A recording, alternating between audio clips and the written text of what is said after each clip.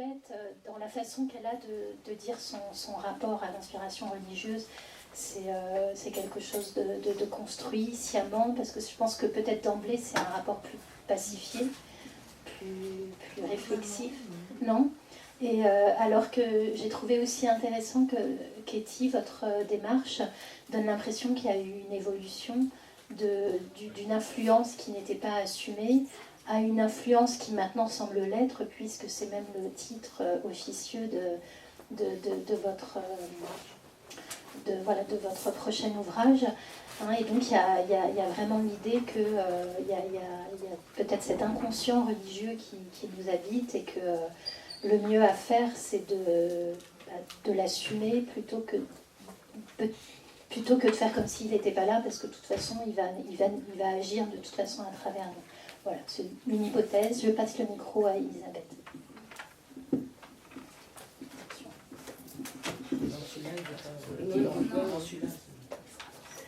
Oui, j'étais en train de penser en écoutant Katie que pour répondre véritablement à la question de la table ronde, on aura sécularisé le bidule qu'une fois qu'on aura fini, qu'on aura arrêté d'utiliser le terme apocalypse. Pourquoi ne pas utiliser imaginaire de l'effondrement, comme certains le suggèrent, n'est-ce pas? Ça me paraît... Tant qu'on utilise apocalypse, on retombe dans le bidule, c'est inévitable. Même si on danse autour en disant oui, non, mais c'est la révélation du caractère véritable de l'humanité et le dévoilement de l'effet pernicieux du néolibéralisme galopant. Mais ça fait rien, on utilise le terme apocalypse, et le terme apocalypse, il est chargé. Il n'y a pas de mot innocent. Alors que si on essaie d'en utiliser un autre, c'est comme autrice, n'est-ce pas? Non, ça c'était une parenthèse. Donc c'est ça, c'est une question de vocabulaire aussi.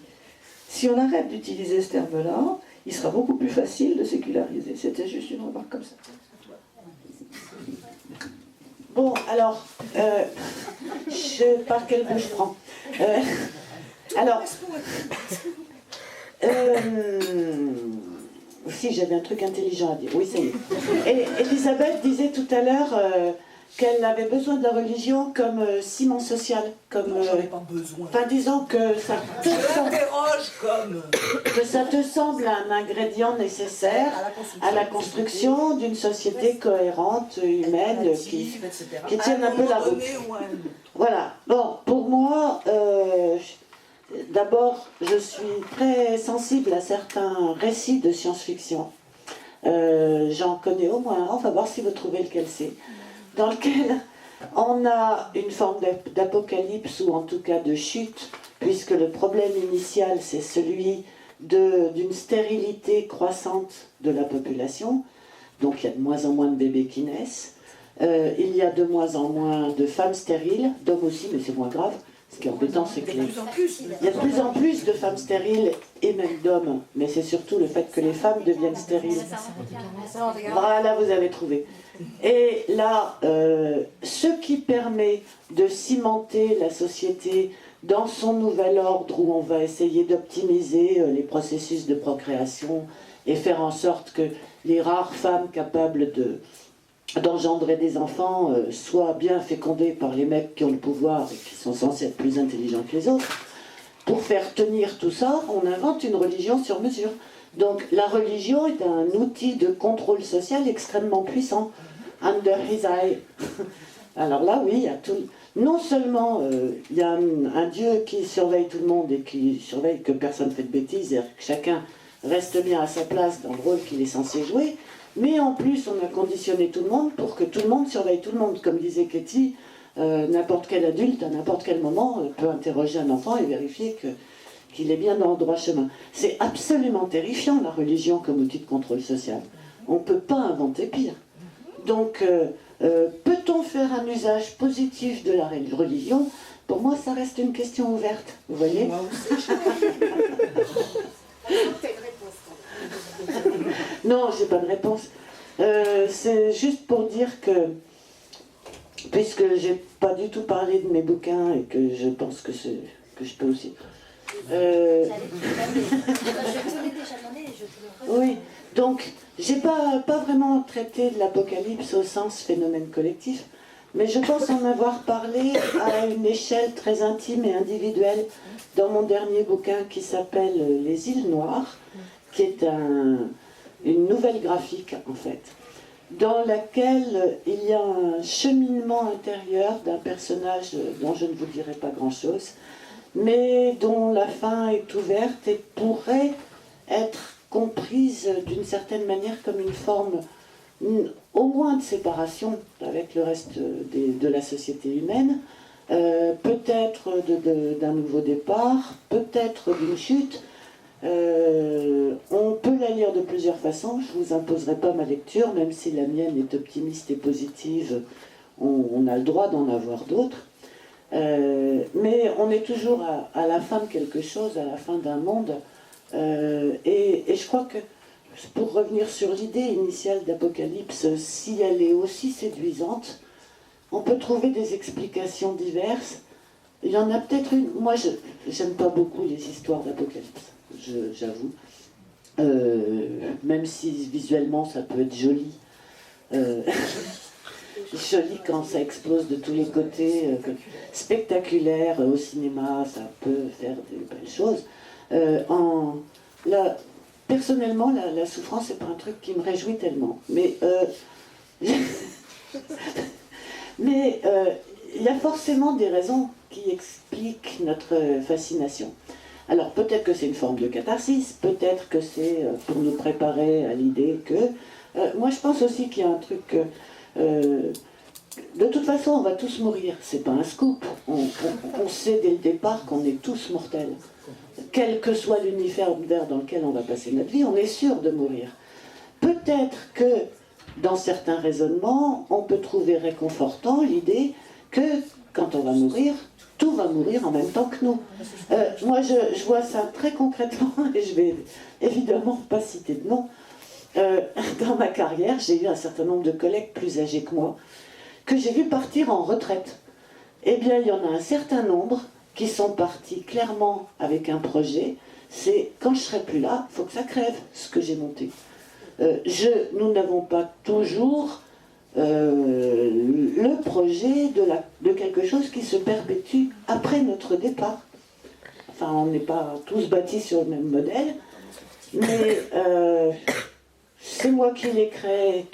Quand je ne serai plus là, cette chose a besoin de moi pour exister. Quand je ne serai plus là, je préfère qu'elle disparaisse. Ça fait aussi quelquefois partie de nos raisonnements. Donc, peut-être est-ce que c'est un petit peu le plaisir qu'on peut trouver dans des fins du monde. On meurt, tant qu'à faire, il faut mieux que tout crève. J'ai envie de réagir à ça, parce que depuis tout à l'heure, je suis en train de chercher le nom d'un test en psychologie. Alors, je suis étudiante en psychologie aussi, donc en dernière année.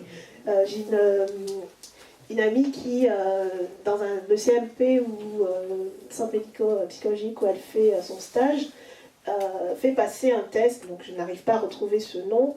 Et une des questions, c'est la réaction si quelque chose explosait, enfin s'il y avait une grande explosion qui détruisait tout, et qu'est-ce que vous en pensez? Donc c'est censé mesurer l'état d'esprit de la personne. Et elle me disait qu'elle était assez étonnée parce que des gens, sans être forcément directement dépressifs, avec des troubles quand même pour aller dans ce genre d'endroit, mais c'était assez courant qu'ils trouvent que c'est plutôt joyeux, l'idée que tout explose et qu'il n'y ait plus rien. Et effectivement, je trouve ça doit être rassurant de se dire, ça continue pas, quoi. Si on meurt tous, c'est moins dramatique que si moi, toute seule, je meurs et que je ne peux pas poursuivre mes buts et m'accomplir comme je voudrais. Donc voilà, ça me faisait penser à ça. Oui, ça, moi, j'avais expérimenté ça une fois où j'étais allée chez un pote. Et la maison était sublime et le jardin était parfait. Tout était d'une beauté incroyable. Et donc, je me promenais là-dedans. Vraiment, chaque plante était à sa place exquise. Et au bout d'un moment, j'ai fini par me sentir un peu... Je me suis dit, je suis mortellement jalouse ou pourquoi je suis mal à l'aise. Et j'ai croisé un autre pote qui se promenait aussi et qui m'a dit, ah ouais, toi aussi, t'as envie d'y foutre le feu? Voilà, c'est trop propre, quoi. Et donc je suis allée voir un psy en disant tu m'aides là, parce que sinon je couvre un truc. Il m'a dit pas du tout. C'est parce que tu as la pulsion de vie qui réagit à la pulsion de mort, quelque chose qui est trop parfait, trop bien rangé, ça inspire la peur que tout ça soit mort et mortifère, et donc vouloir mettre le feu et essayer de notre santé. Alors, mais c'est pas vraiment le cas. On peut pas dire que notre monde actuel, peut-être qu'on le regarde, soit d'une perfection telle qu'on a envie d'y mettre le feu, c'est le moins qu'on puisse dire. Et c'est là où moi je sépare la science-fiction de l'apocalypse religieuse. C'est que la science-fiction, elle présente des chutes, des effondrements, mais elle présente souvent les après. Voilà. Alors que ce soit, je sais pas, alors la parabole du sommeur de Butler, effectivement, le titre est un peu ok. Mais tout, enfin, Ravage ou autre, c'est du survivalisme, enfin le post-apo, c'est qui est-ce qui s'en sort et comment. Pas du tout. Alors l'apocalypse, t'as des flots de sang avec des cordailles à trois yeux, des sauterelles. Des sauterelles en feu, et puis etc. Et dans un petit coin, il y a le petit peuple des élus qui appelle à corps et à cri à la punition des méchants. Faut voir. Voilà, exactement. Donc après l'apocalypse, il n'y a plus rien. Après l'apocalypse, selon Saint Jean, c'est... Il y a des bons qui reconnaissent.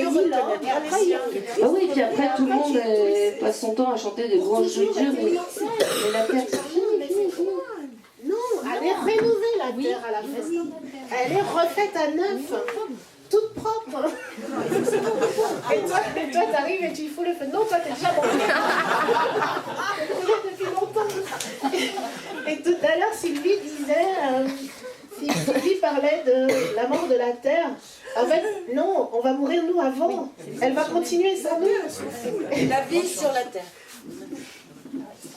Enfin voilà, pour moi je fais vraiment une différence entre l'apocalypse. T'as pas bien vu l'apocalypse, parce que je passerai. Non, maintenant je vais pas le relire. Disons entre la destruction totale. La science-fiction, c'est la différence entre, bon, la destruction totale. La planète saute. Ok, là, il n'y a plus rien. Là. Mais...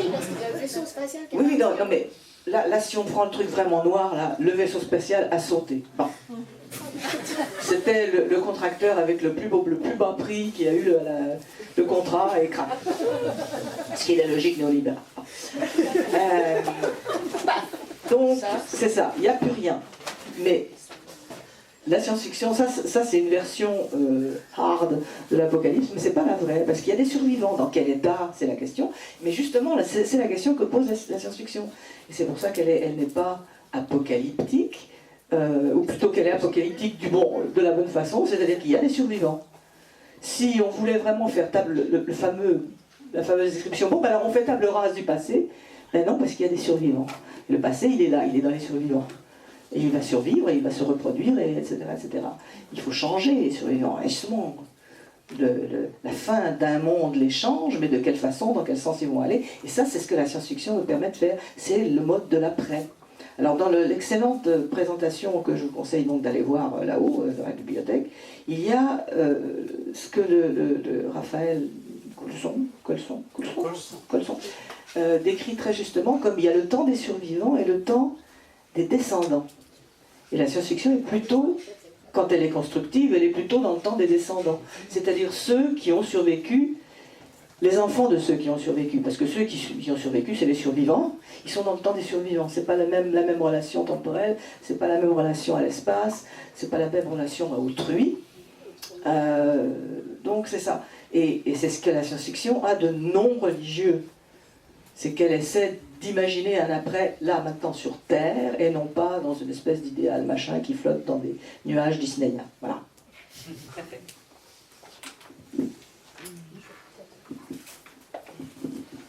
Merci. Alors, du coup, je voudrais revenir, soulever une nouvelle question à partir de ce que vous avez dit, notamment de ce qu'a dit Elisabeth, mais pas seulement. Vous disiez il faut laisser tomber l'apocalypse, le terme apocalypse, pour peut-être, et parler de fin du monde, ou effondrement, pour peut-être réussir à se détacher de toutes les connotations qu'il y a autour. Alors, Moi, la question que je me suis posée aussi en écoutant Catherine qui parlait de la figure christique qui aurait été reconnue par Serge Lehmann dans ses œuvres. Et je pense aussi, puisque je suis moi-même maître de conférence à l'Université catholique de Lyon, j'ai eu l'occasion d'assister à des conférences de théologie sur la Bible. Et j'ai été frappée en entendant mes collègues théologiens de voir que, eux-mêmes appliquaient ou même revendiquaient de façon tout à fait explicite une méthode d'étude des textes bibliques et notamment apocalyptiques qui ressemble pas mal à celle que j'essaye moi-même de mettre en œuvre en philosophe. Ce que je fais, je travaille. J'essaye d'analyser les textes de science-fiction à partir d'une méthodologie philosophique.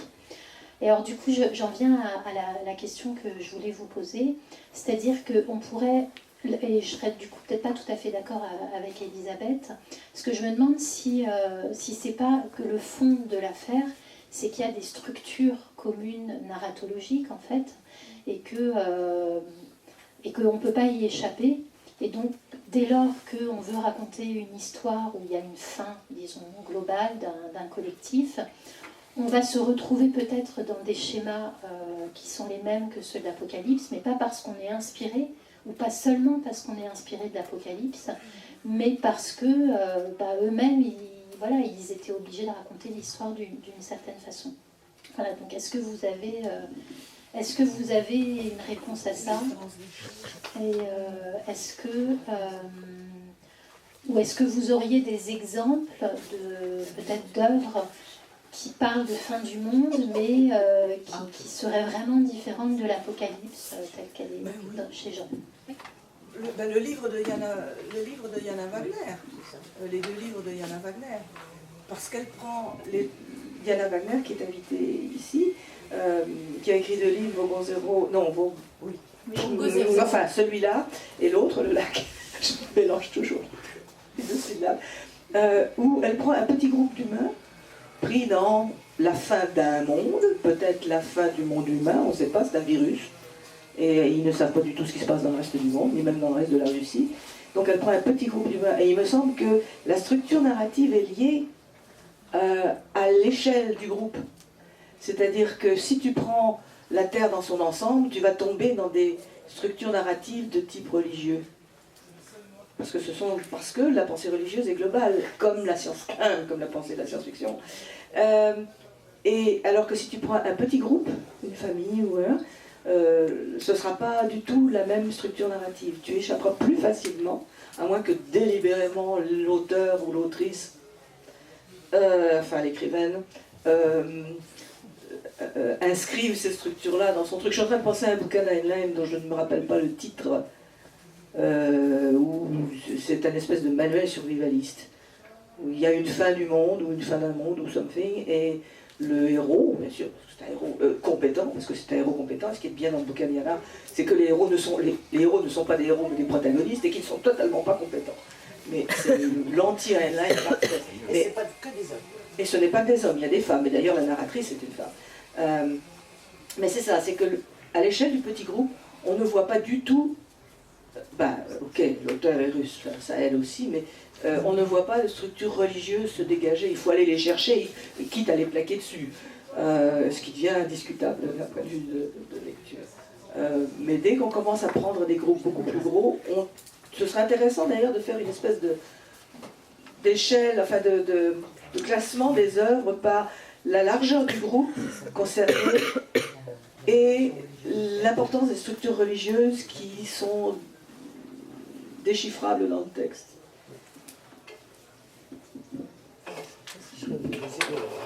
Peut-être que la largeur du groupe dicte aussi la largeur de la question à laquelle on répond. Et je suis toujours travaillée par Catherine qui dit qu'elle veut sortir de son truc. Peut-être que tu ne vas pas en sortir parce que tu réponds à des questions qui sont les mêmes. Un livre comme l'Apocalypse qui est censé donner des réponses sur qu'est-ce qui va se passer après, qu'est-ce qu'on va devenir, est-ce qu'on va tous mourir, est-ce que ça va aller mieux après. Si tu veux répondre à ces questions-là, peut-être que c'est normal que ça ressemble Parce que tu remplis avec ta science-fiction peut-être un même espace, un même besoin de réfléchir autrement à ces grandes questions qu'on va toujours rencontrer, et que c'est pas très grave finalement si ça ressemble, du moment que c'est pas exactement la même histoire. Non, je pense que... j'ai pas mal réfléchi à ce que ça pourrait être d'être immortel. Et je me suis dit, dans notre esprit, il y a quand même un contenu et un contenant. Il y a tout un tas d'idées qu'on peut parfaitement faire évoluer, etc.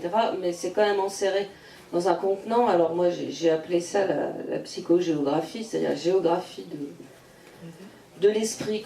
Quel est votre paysage mental? Donc on peut vraiment faire varier, je sais pas moi, les herbettes qu'on cultive dans notre paysage mental. Par contre, raser une montagne, combler un lac et tout, ça va être quand même super dur. Et je pense qu'on va 20 ans d'analyse, mais même... en fait, j'ai réfléchi en me disant qu'est-ce que ça fait si on devient immortel? Est-ce qu'on va réussir à évoluer, à faire évoluer notre esprit, ou est-ce qu'au bout de 300 ans, on va être juste devenu complètement givré parce qu'on a une géographie mentale qui n'est pas susceptible d'évoluer avec autant d'efficacité que tout le reste. Et moi je reste persuadée qu'on se traîne quand même un certain nombre de valises structurelles qu'on peut certes éroder, améliorer, amender ou compléter, mais vivre très très longtemps, ça posera, si ça arrive, on n'est pas tous morts avant, ça posera de réels problèmes de capacité de l'être humain à devenir vraiment immortel, à affronter ce genre d'évolution drastique. Et c'est pour ça que c'est bien en fait qu'on meurt régulièrement pour que ça fasse de la place aux jeunes. Et voilà, si vous imaginez, si on était encore dirigé par Louis XIV ou pas, enfin, ça serait le cata.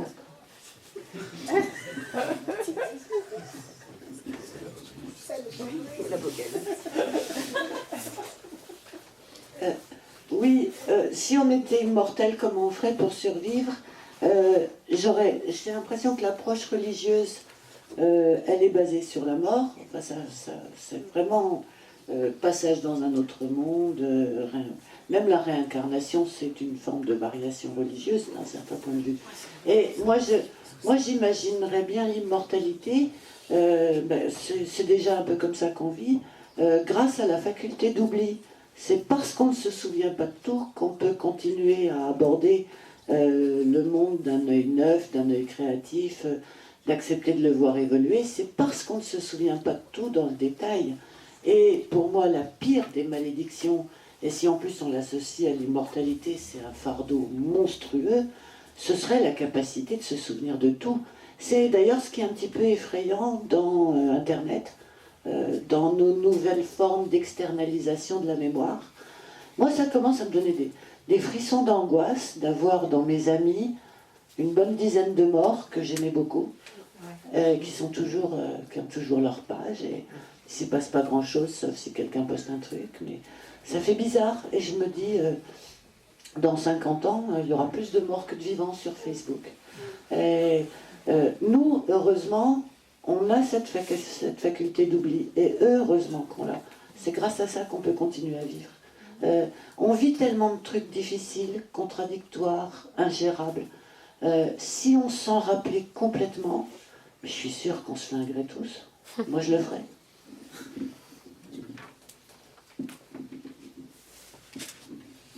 Merci.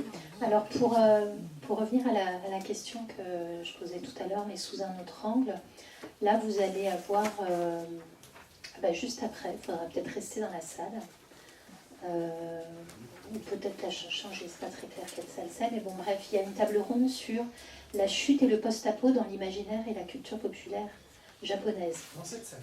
C'est dans cette salle. Donc en fait,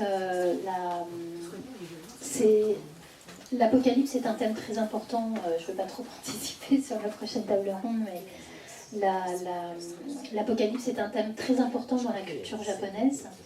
Et en lisant ce titre et en croisant nos réflexions, je me suis posé la question, est-ce que l'apocalypse apparaît dans la culture japonaise à partir d'Hiroshima? Et est-ce que le thème apocalyptique existait avant dans la culture japonaise? Et plus généralement, Je pense que le thème de l'Apocalypse ne fait sens que dans une vision du monde, ou en tout cas fait pleinement sens dans une vision du monde chrétienne, où le monde est créé. Dans la religion grecque ou dans la religion romaine, on le voit dans les textes de Platon notamment, on est sur un modèle cyclique. Hein, c'est le texte du Timée. Hein, le Dieu est en fait un artisan, mais il y a une matière informe qui est toujours déjà là. Et donc il y a une pensée de quelque chose, enfin, de l'extinction chez Platon, que je prends ici comme témoin de la pensée grecque. Il y a quelque chose de l'ordre de l'extinction, mais cette extinction est prise dans un cycle, hein, de mort et de renaissance à l'échelle du monde. Alors que dans ce qu'apporte vraiment vraiment de nouveau dans la culture occidentale, le texte judéo-chrétien, enfin l'Ancien Testament, puis le Nouveau Testament, c'est vraiment cette idée qui fait que voilà, qu'il n'y a eu rien et qu'il y a quelque chose. Hein, c'est la question de la Leibniz qui présente comme la question la plus importante de la philosophie. Pourquoi y a-t-il quelque chose plutôt que rien? Et du coup, voilà, et donc je pense que c'est une question générale qu'on peut se poser, mais à laquelle je ne pourrais pas répondre. Peut-être que certaines personnes parmi vous auraient des lumières. Il semble qu'il y a un lien étroit entre l'idée de création qui est au cœur de la religion, enfin, de la culture judéo-chrétienne, et l'idée d'Apocalypse. Est-ce qu'il y a d'autres cultures où il y a de l'Apocalypse radical, comme on l'imagine comme dans le texte de Jean? Et voilà, déjà. Et donc, est-ce que ce serait une phase... Oui, pardon, je finis mon fil. Et du coup, est-ce que d'autres cultures pourraient être source d'inspiration, d'autres formes de pensée d'effondrement? Ou bien est-ce qu'on en revient à ce que je disais tout à l'heure, que de toute façon, il y a des structures fondamentales auxquelles on ne peut pas échapper, et il n'y a pas mille façons de raconter l'effondrement et éventuellement la petite renaissance d'un monde? Moi, à l'inverse, je dirais qu'il y a une religion, il n'y a pas d'apocalypse à la fin. Je pense, ah bon, moi, je pense à Ragnarok tout de suite, mais je vois pas de religion où ça finisse pas mal. Les bouddhistes, je ne suis pas sûre que dans le bouddhisme, il y ait une forme d'apocalypse, il ne me semble pas. Mais bon, Dans les cultures amérindiennes, je ne crois pas qu'il y ait non plus d'apocalypse.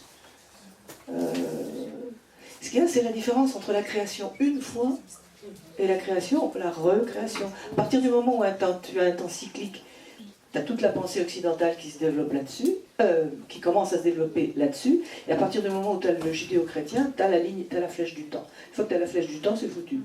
Tu as un commencement et tu as une fin.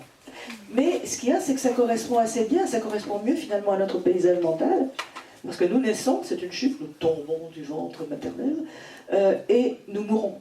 Donc chacun a sa petite fin à laquelle il ne survit pas, et à laquelle il veut survivre, d'où justement toutes les structures religieuses. Mais il y a des cultures où, quand on n'a pas de flèche du temps de cette façon-là, ça ne fonctionne pas du tout pareil. Il me semble. Alors il faudrait voir lesquels. Il y a les Amérindiens, il y a les Mayas, il y a qui s'étudie le taoïsme, enfin les bouddhistes. Parce que sinon, il y en a plein où il y a une fin du monde.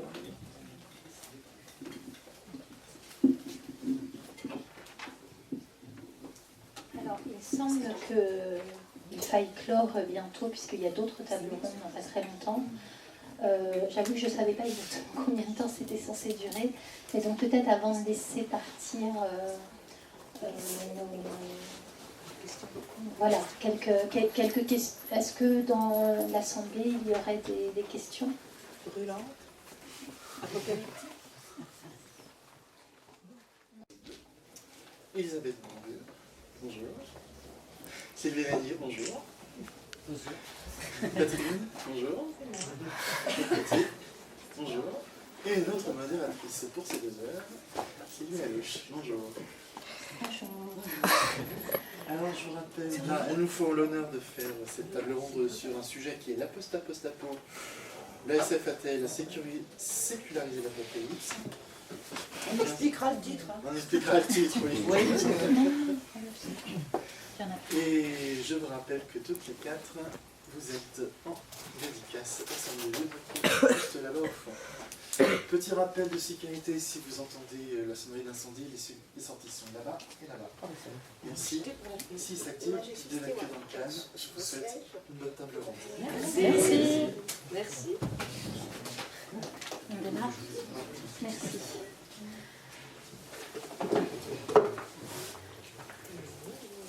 Alors j'ai préparé un certain nombre de questions, mais j'avoue que j'hésite encore sur celle avec laquelle je vais commencer. Mais il y aurait une solution toute simple qui serait de vous lancer tout de suite dans la question qui est posée. J'imagine que vous y avez un petit peu réfléchi. En même temps, Sylvie Lenné disait qu'il faudrait expliquer le titre. Donc, je rappelle la question. L'apostat post-apo, la SF a-t-elle sécularisé l'Apocalypse? Et on nous a très gentiment fourni un petit résumé pour éclaircir la question. L'idée générale étant que le terme d'Apocalypse vient d'un écrit qui est actuellement donc, le dernier livre du Nouveau Testament, dont le rédacteur est en fait, on dit en général c'est l'Apocalypse de Jean. Ça a été parfois attribué, cet Apocalypse, à Jean, l'apôtre, mais en fait, il y a des débats et on ne rentrera pas dans ces débats aujourd'hui ici. Mais le terme d'Apocalypse correspond initialement donc à un texte chrétien bien identifié qui raconte, qui est entré un peu tardivement dans le canon d'ailleurs, mais qui raconte, comme vous le savez, la fin du monde. Alors, la fin du monde et sa renaissance sous les auspices chrétiens.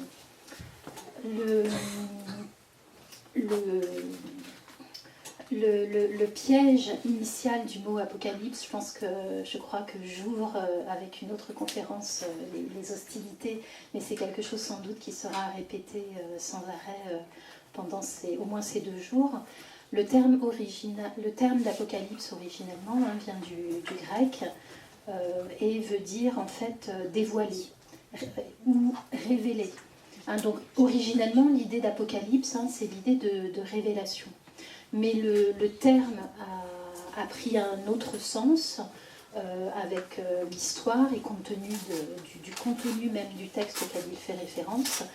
Et c'est donc devenu le terme dans lequel on le prend aujourd'hui ici, qui est donc le terme de l'idée de, comme je disais, de fin du monde, de grande catastrophe.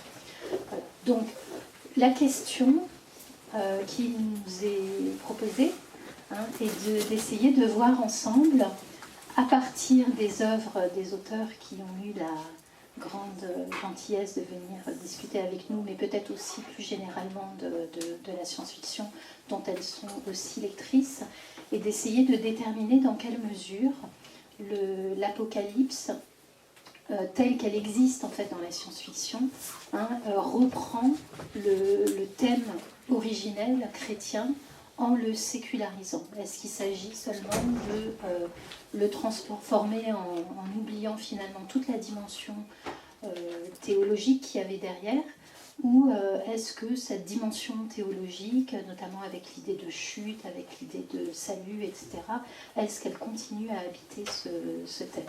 Voilà, donc j'espère avoir un petit peu éclairci la question, et comme là j'ai beaucoup parlé, j'hésite un peu, mais est-ce que déjà ce que je vous ai dit vous inspire à partir des... Et puis après je vais peut-être m'asseoir, sinon c'est un peu bizarre, mais est-ce que ce que je viens de dire vous inspire à partir de vos œuvres ou d'œuvres de science-fiction? Alors, Elisabeth, je vous passe le micro. Catherine? Non. Je vais donner une coloration un petit peu temporelle à la chose, c'est-à-dire que comme je suis l'ancêtre ici, je pense, je lis la science-fiction quand même depuis un minimum de 50 ans, et j'ai vu le motif évoluer depuis 50 ans. Disons que la coloration religieuse est beaucoup plus présente, certainement, il y a une 50aine d'années. On n'a qu'à penser à des textes comme, même plus que 50 ans, parce qu'enfin, Un cantique pour Leibowitz, c'est quand même un petit peu plus vieux que 50 ans. Oh là, tout ceci ne nous rajeunit pas. Et donc, si vous voulez, c'est même explicitement mis dans des termes religieux, puisque il s'agit d'un saint et qu'on a une espèce de reconstitution d'une espèce de Moyen-Âge avec des abbayes qui conservent le savoir, et etc., et des crises de la foi. Bon. Donc, si vous voulez, cette forme de l'imaginaire est extrêmement palpiante, comme on dit. Elle donne naissance à tout un tas de structures qui sont carrément des structures narratives, puisque c'est une narration. Il y a la chute, on se relève. Ça m'a toujours frappé de voir à quel point la coloration religieuse s'efface progressivement, alors qu'on est censé avoir déreligiosé, comment dirais-je, déreligiosé, non, comment est-ce qu'on dit, sécularisé, pardon, ça fait plusieurs syllabes aussi. On est censé, au moins en Occident, avoir sécularisé pas mal, et surtout en France, depuis un bon moment, mais ces structures-là, bien entendu, restent extrêmement fortes. Et puisque je vis au Québec, elles sont encore plus fortes, puisque la sécularisation est arrivée dans les années 70. Essayez d'imaginer un peu. Et évidemment, la position des Québécois vis-à-vis de la religion est très particulière pour des gens qui viennent de France. Une fois posé cet aspect historique, ce zoom arrière, je vais faire un zoom avant sur mes propres bouquins, enfin celui-là, puisque c'est le minou blanc qu'on vous a mis en machin, Le silence de la cité, qui est mon premier roman, mais qui n'est pas la première chose que j'ai écrite, puisque le thème de la catastrophe ou des catastrophes est déjà présent dans ce que j'écrivais à l'époque et qui était Tiranaël. J'ai très délibérément placé les motifs religieux dans Le silence de la cité et plus tard dans Chronique du pays des mers. Je pense qu'il y aura une autre table ronde où on me posera la question. Mais d'abord parce que c'était justement un raccourci technique intéressant au niveau de l'écriture. Ça me permettait d'établir un rapport très rapide avec le lecteur. Ok, oui, on connaît. Et ensuite, parce qu'il me semble que dans l'imaginaire occidental, c'est dans ces termes-là qu'à l'époque, je vous rappelle que cette chose est une antiquité, elle a été écrite en... je me rappelle-tu même 78, elle a été publiée en 81, 80, enfin par là, c'est une antiquité. Et à cette époque-là, on n'est pas encore passé par les années 90 et encore moins par les années 2000. Je vous conseille d'aller faire un tour du côté de l'exposition qui est à la bibliothèque proprement dite, où on vous fait un historique de tout le thème depuis le 19e siècle jusqu'à aujourd'hui, et c'est extrêmement parlant. On se demande pourquoi on a encore besoin de table ronde d'ailleurs. Donc c'est ça, moi j'étais dans cette période-là, et ça m'a paru tout à fait utile, non seulement parce que mon propre imaginaire était déjà coloré de ces choses-là, mais parce qu'il me semblait qu'on retomberait très facilement dans ce genre de mentalité. Il y a quelqu'un qui est coupable, ce sont les femmes. On est tombé, il faut trouver quelqu'un à punir, et etc. etc. C'était essentiellement un aspect à la fois auquel le lecteur va comprendre vite et d'autre part. Parce que moi je pensais de cette façon-là aussi à cette époque-là.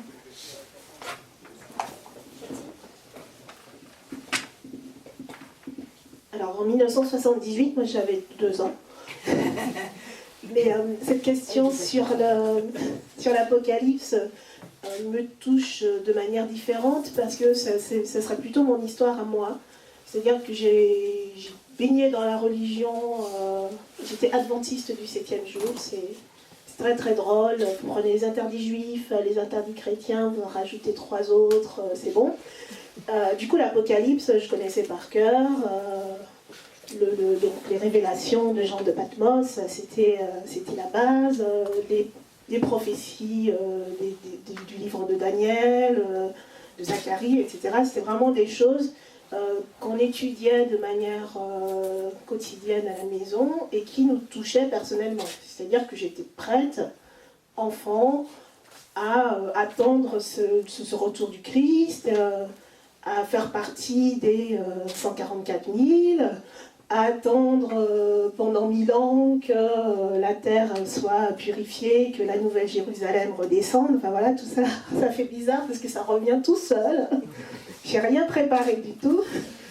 Mais, et du coup, maintenant, j'écris de la science-fiction. Donc, Est-ce que c'est une manière... Alors, l'avantage, c'est que l'histoire était déjà écrite. Quand on est dans ce genre de confession religieuse, la question du futur, c'est même pas une question. C'est-à-dire qu'il y a juste à s'arranger pour être du côté des bons. Et puis on sait ce qui va se passer de manière plus ou moins millimétrée, parce qu'il y a eu des calculs différents, donc on ne sait pas trop. Il y a eu une fin du monde qui était prévue pour 1848. C'est ce qui a donné naissance à cette religion-là. Donc on ne sait pas trop pour les chiffres, mais on a quand même une idée de la façon dont les choses vont s'enchaîner. Et il faut juste bien choisir son camp. Et faire bien attention à ses pensées, à ses actes en permanence pour être parmi les bons. Passer de ça à écrire de la science-fiction et donc essayer d'imaginer d'autres futurs, j'ai du mal à faire le cheminement moi-même. Mais effectivement, quand j'ai vu l'énoncé de cette table ronde, je me suis dit, mais c'est ma vie. On est en train de parler de ma vie, donc voilà, j'ai un gros intérêt pour ça. Et puis, effectivement, les écrits des auteurs américains qui sont beaucoup plus reliés à cette religion, à cette... la religion fait partie de leur quotidien. Je retrouve vraiment des références qui me parlent, puisque cette religion est américaine aussi. Donc il y a vraiment cette omniprésence de ce thème-là de manière un petit peu différente que nous en France. C'est pas juste une référence culturelle, c'est du quotidien. Donc voilà, quand je lis des auteurs américains qui reprennent des schémas comme ça de l'Apocalypse et d'autres livres de la Bible, effectivement, ça me parle de manière un petit peu différente.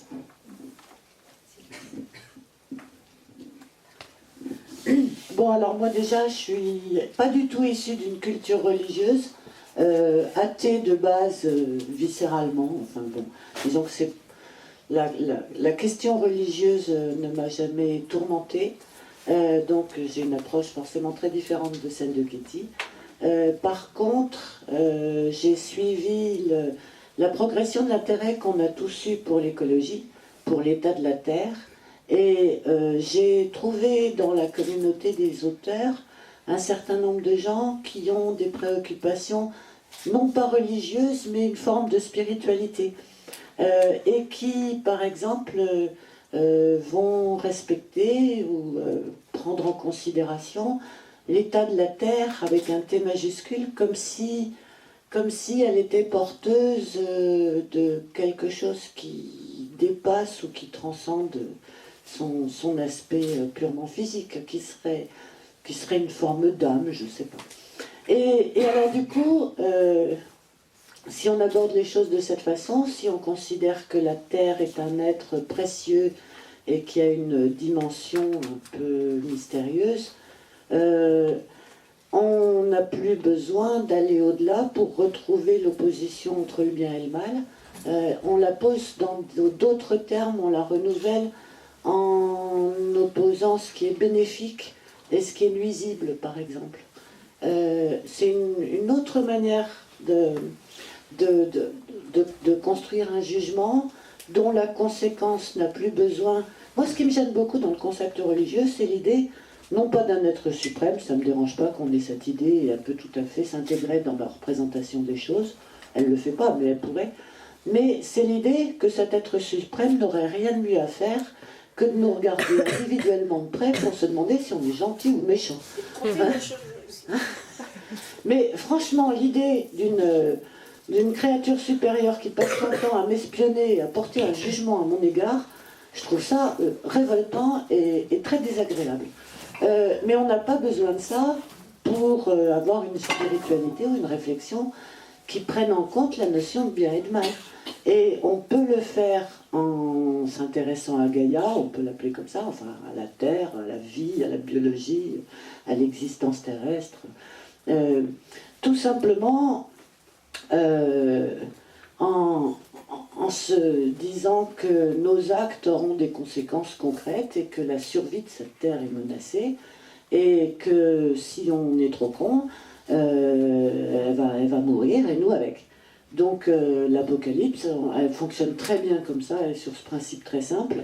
Et les prétextes d'Apocalypse qui sont les plus utilisés, je crois que actuellement c'est quand même des arguments très liés à l'humanité. C'est les virus en général, c'est notre faute parce que alors derrière il y a le fait que on fait consommer des doses excessives d'antibiotiques à toutes les créatures qu'on élève. Enfin, il y a des tas d'arguments de ce type-là qui peuvent justifier la propagation d'un virus, le fait qu'on voyage beaucoup aussi. Il y a la pollution, il y a les guerres, les menaces de guerre. Il y a tout ce qui provoque... Bon, on ne va pas faire toute la liste de tous les machins qui peuvent nous désoler, il y en a beaucoup. Mais je crois que c'est des thématiques qui nous prennent plus aux tripes que celles qu'utilise souvent le cinéma, qui sont beaucoup plus spectaculaires et visuelles, comme les grosses éruptions volcaniques, les tremblements de terre, la terre qui se met à tourner dans l'autre sens. Enfin, je ne sais plus ce qu'on a eu comme allez, on va dire gentiment, scénario fantaisiste. La montée des eaux, une nouvelle ère glaciaire, etc. Donc tout ce qui serait météorologique, ça nous parle moins que ce qui envisage l'apocalypse en termes de conséquences de nos propres actions, il me semble. Oui, moi je suis issue mes parents étaient des purs mécréants, mais je suis quand même issue d'une culture catholique. Catholique, ça veut dire que j'ai été élevée avec... on fêtait Noël et pas l'Aïd ou Rosh Hashanah. Mais moi j'ai été élevée donc, dans un espèce de bain à base de petit Jésus, faut tendre la joue gauche, de Père Noël qui ne récompense que la droite. Les deux, j'imagine.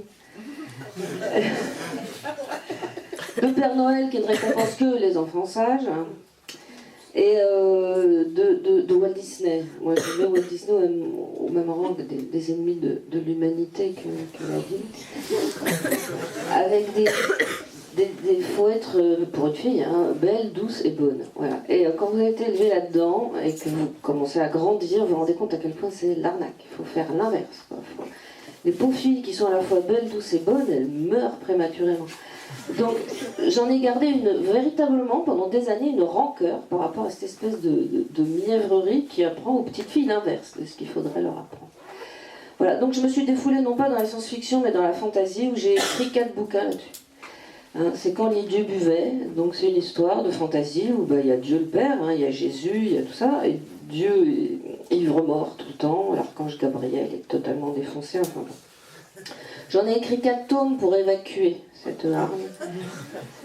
Et après, j'ai estimé que j'étais débarrassée. Là, j'ai commencé à faire de la science-fiction, donc j'ai commencé effectivement par le goût de l'immortalité. Il y a une suite qui s'appelle Outrage et Rébellion. Bon. Et puis un jour, il y a un copain, je sais pas ça, vous connaissez Serge Lehmann, qui est aussi auteur de science-fiction.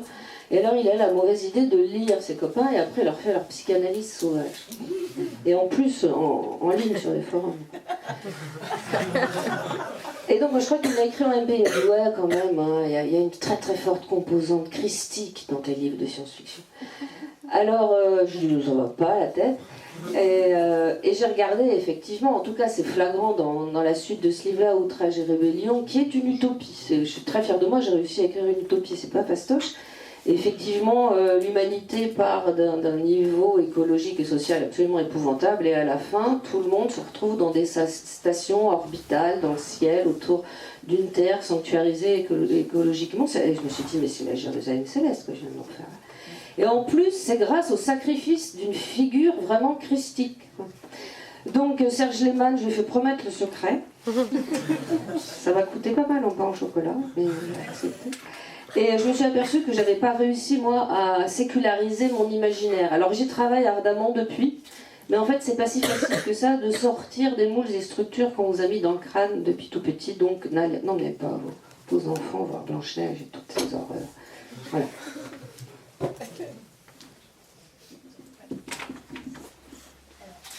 Merci beaucoup.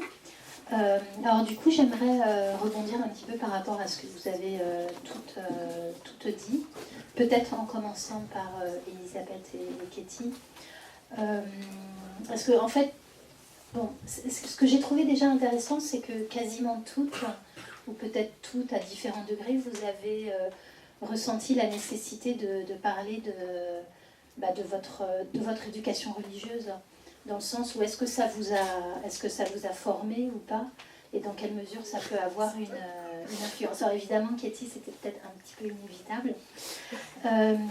Mais alors, j'aimerais peut-être maintenant revenir un petit peu plus précisément à vos œuvres parfois. Par exemple, Elisabeth, moi j'ai été frappée par le fait que le christianisme, en fait, la question du christianisme apparaît dans beaucoup de vos œuvres. Et alors, dans le Silence de la cité, chronique du pays des mers, mais aussi dans votre publication la plus récente, hein, qui est donc une trilogie. Alors, je ne me souviens plus du nom de la saga elle-même, mais le premier livre, c'est La Voix des pierres, et après, c'est La Voix des roses. Et l'ensemble s'appelle Les pierres et les roses, avec une voilà. originalité absolument transversale. Et voilà, donc c'est vrai que vous êtes peut-être un petit peu moins revenu sur vos années formatrices par rapport à la question du christianisme, et ça peut être un petit peu intrusif, hein, mais voilà, en tout cas, moi je suis frappée de cette, peut-être pas omniprésence, mais en tout cas présence récurrente de cette thématique. Voilà, alors après, il faut faire attention parce qu'il ne faudrait pas dévier de sujet, même si on y a été un petit peu incliné, et c'est-à-dire, il me semble, enfin à titre personnel, je pense que la question est peut-être un petit peu plus générale, et c'est comme ça, je pense que vous l'avez un petit peu ressenti, c'est la question de savoir dans quelle mesure la science-fiction est une forme de sécularisation de la religion. Et moi, il me semble que c'est le cas. D'une certaine façon, pour moi, la science-fiction, c'est une façon de traiter de questions fondamentales sur l'existence, dont traite aussi la religion, mais selon la modalité de la fiction et de la pluralité donc des réponses possibles, à la différence du principe religieux de base qui part de l'idée qu'il y a une vérité. Ah, alors bon, je voulais continuer, mais c'est quand même prioritaire. Non. Pas de souci. Ben oui, zut, qu'est-ce que je veux dire ? Oui. Non, mais effectivement, la science s'est substituée aux religieux, ça, enfin, on l'a bien vu à partir du 19e. Avant l'idéal de pensée, tout se passait dans l'au-delà. Voilà, on endurait péniblement une vie aussi brève qu'inconfortable. Et tout l'horizon d'attente était situé dans l'au-delà. Et il y a une bascule au 19e siècle, du fait bien sûr des progrès scientifiques, mais aussi, bah oui, à cause des progrès scientifiques, et notamment médicaux. C'est-à-dire qu'avant, vous avez quand même, au 18e siècle, fin 18e siècle, en milieu urbain en France, l'espérance de vie était de 25 ans. Et était de 25 ans, une fois qu'on avait déduit tous ceux qui mouraient avant l'âge de 2 ans. Quand on regardait les cimetières, je pourrais vous retrouver la référence du bouquin qui explique ça très bien, vous regardez les cimetières, on trouve, du 18e siècle en milieu urbain, on trouve assez peu d'ossements de gens qui ont 40, 50 ou 60 ans, quoi. Il y en a quelques-uns, mais il y en a très peu. Voilà, donc on n'avait pas le temps de se prendre le chou avec la vie actuelle. De toute façon, vous aviez des problèmes de dents dès l'âge de 2 ans et demi, donc votre vie n'était qu'une souffrance et qu'une succession de caries. Et voilà, et dès que vous attrapiez un paranari, un orgelet, ça ne guérissait jamais. Voilà. Donc voilà, l'existence était abominable. Et puis tout d'un coup, il y a eu cette expérience de vie qui s'est allongée. Il y a eu le fait qu'on n'était pas en permanence dans le noir, accroupi dans le noir et la puanteur. Hein?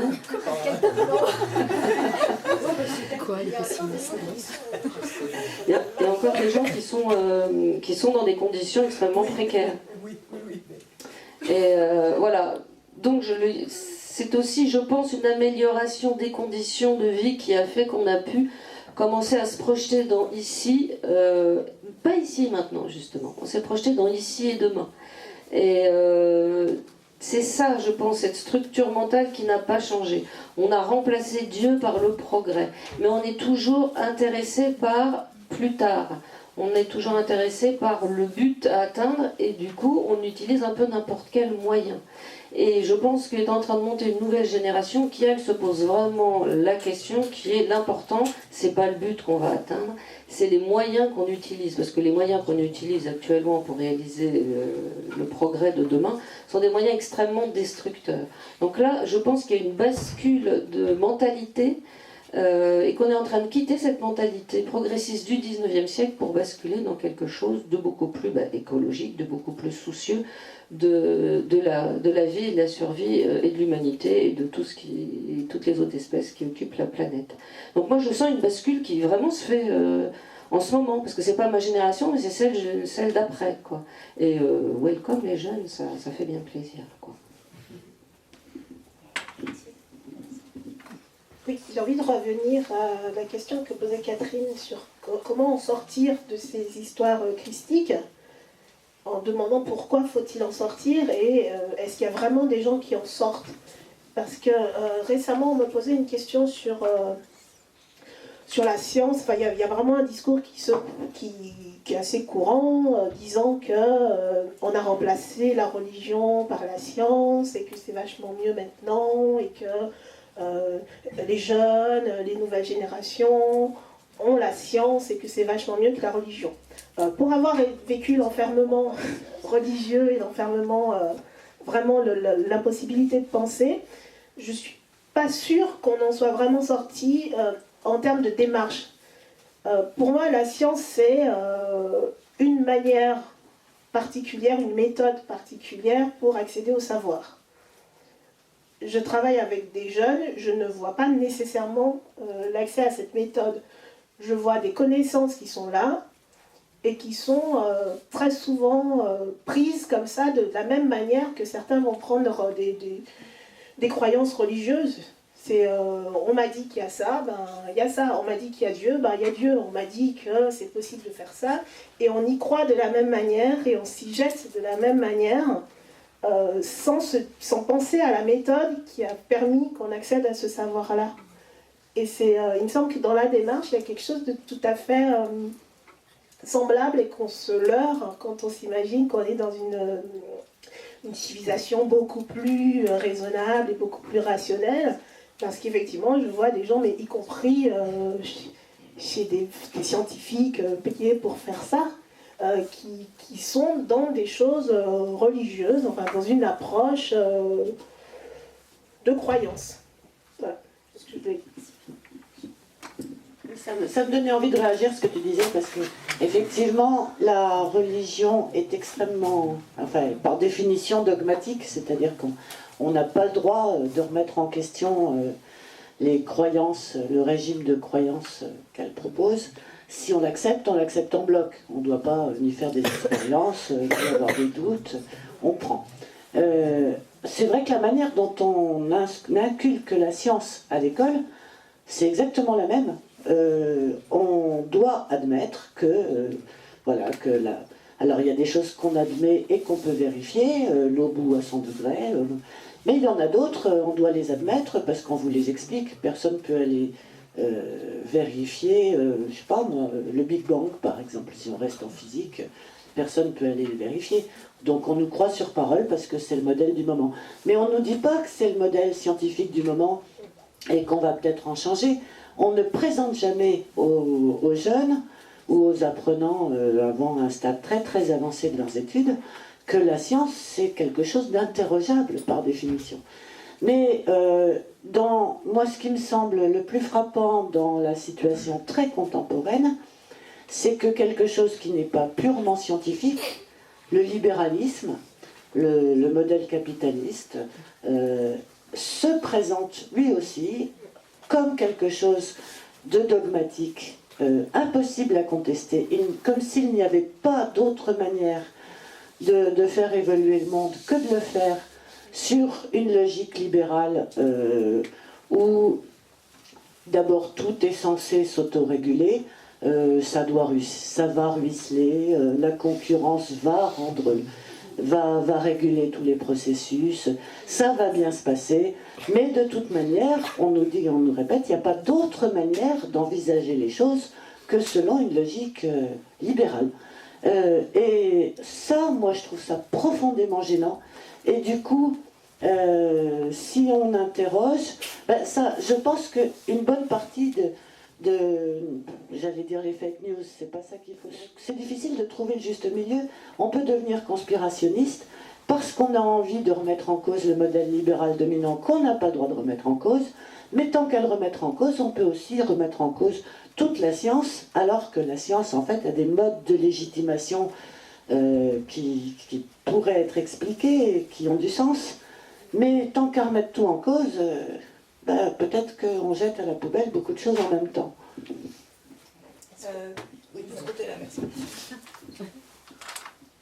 Pour revenir à l'idée de progrès, je voudrais rappeler quand même que c'est à la religion qu'on doit cette idée-là, puisqu'à partir du moment où on avait l'idée qu'on peut améliorer son sort dans l'au-delà, bien sûr, en agissant maintenant de telle façon, mieux on agit, plus on bénéficiera de.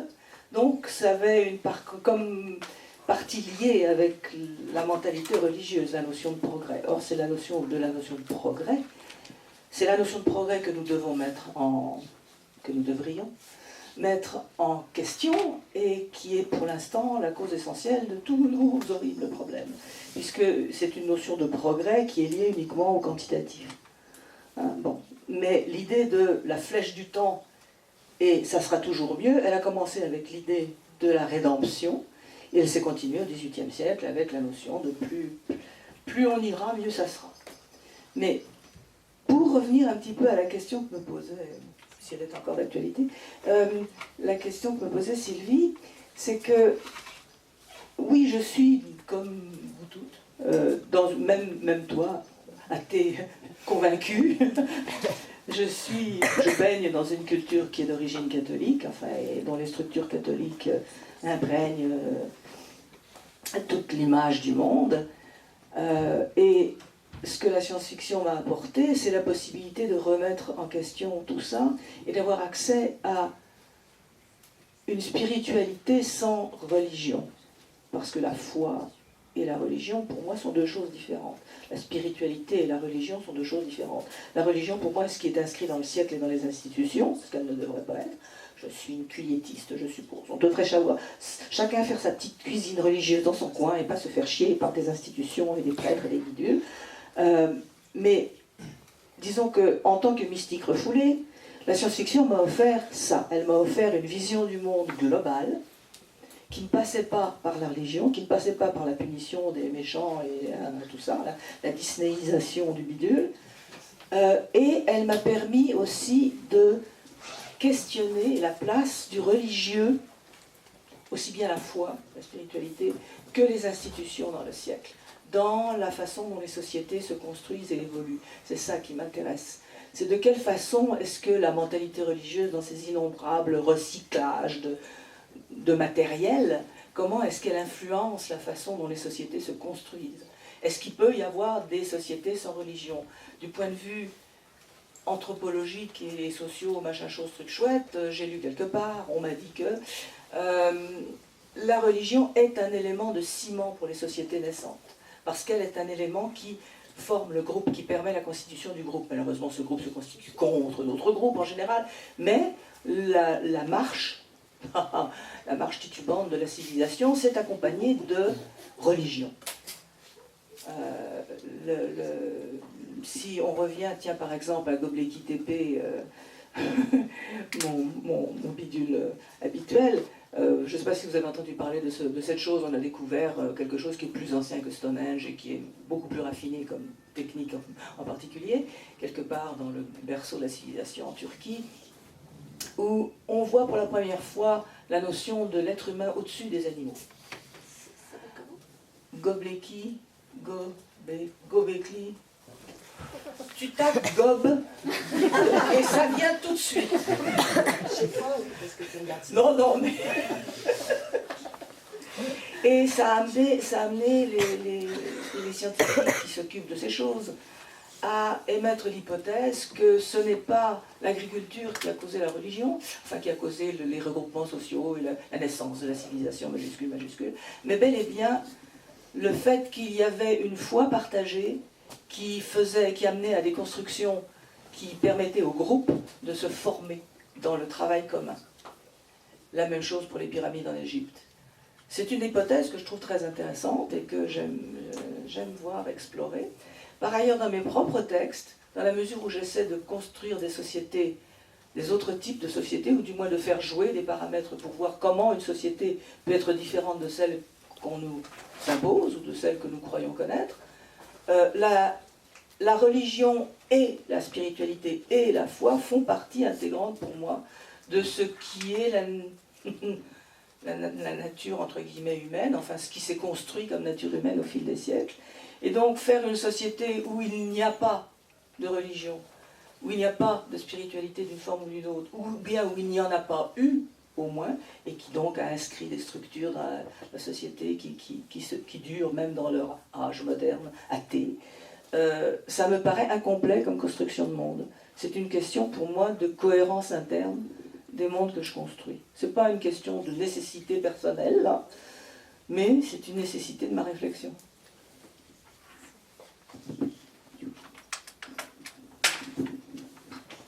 Alors, du coup, Katie, je vais, si vous voulez bien en tout cas vous rendre tout de suite le micro, parce que je serais curieuse, alors vous, je ne sais pas si c'était de notoriété publique, mais en tout cas ce que vous nous avez raconté sur votre enfance est frappant. Et du coup, est-ce que ça nourrit aussi votre écriture et disons à la fois la dimension religieuse et éventuellement, histoire d'essayer de rester un peu dans le sujet, la dimension apocalyptique? Ce que je dis de mon enfance se trouve dans mon livre Noir sur Blanc qui est dans la librairie disponible. Je ne pensais pas qu'il serait là parce que c'est pas de la science-fiction à proprement parler, mais donc voilà, je raconte l'histoire de cette religion et la mienne et plein de choses fort intéressantes. Et pendant des années, j'ai écrit autre chose. Bon, ça ne marche pas.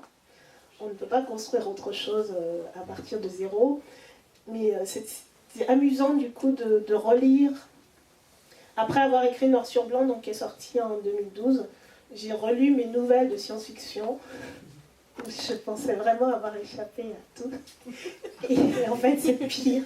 Ça transpire dans tous les pores, il y en a partout. Il y a notamment un texte qui s'appelle Dolorem Ipsum.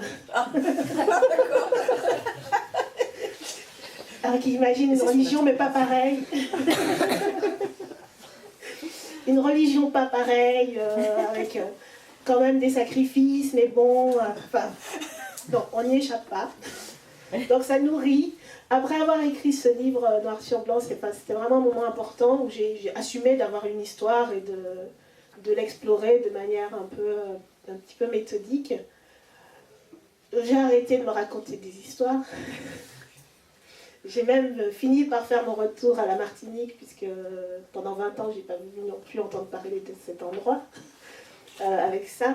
Donc, qui ne parle pas vraiment de religion, mais on a quand même de la magie et des choses, voilà, là-dessus. Et puis, je suis en train d'écrire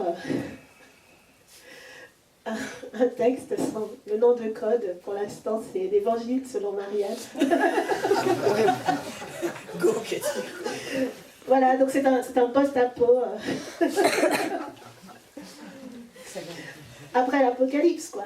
Voilà. Donc, est-ce que oui, bien sûr. Bien sûr. Et puis, finalement, c'est une richesse de pouvoir librement aller chercher ces choses qu'on m'a données sans me permettre de les élaborer quand j'étais gamine. Il était hors de question d'avoir une pensée personnelle, puisque n'importe quel adulte pouvait venir m'interroger à n'importe quel moment pour savoir ce que je pense. Donc la pensée est policée, Dieu te regarde, j'ai eu des insomnies parce que Dieu me surveillait, que les anges aussi me surveillaient, et puis les démons aussi me surveillaient, et puis tout le monde me surveillait, puis les adultes aussi, tout le monde surveillait tout le monde. Donc c'est des choses qu'on ingurgite comme ça sans les penser.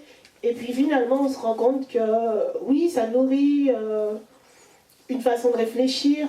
Les adventistes du 7e jour autorisent l'étude personnelle de la Bible, ils l'encouragent même.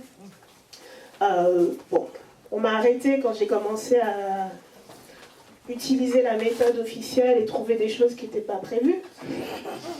Mais voilà, l'exercice est encouragé. Et effectivement, ça fait une manière d'écrire un peu différente aussi. Ça fait une capacité à faire des liens entre des choses qui ne sont pas censées être reliées, parce que la méthode d'exégèse des adventistes, c'est on prend n'importe quel passage de la Bible, et comme c'est le même Dieu qui l'a écrit, on peut le mettre en relation avec n'importe quel autre passage et en tirer une nouvelle vérité. Oh, pratique. C'est super pratique. Alors c'est pas mal quand même pour la souplesse intellectuelle de réussir à faire ça, mais tu peux prouver tout et son contraire. Et tu es censé uniquement prouver des choses qui vont dans le sens du dogme, même si officiellement il n'y a pas de dogme. Mais quand tu prends plaisir à ça, bah, finalement tu arrives à le faire et à devenir une apostate. Donc oui, ça nourrit en termes de méthode, en termes d'individualité aussi, parce que j'ai à quoi me comparer maintenant. Enfin, c'est assez riche, quoi.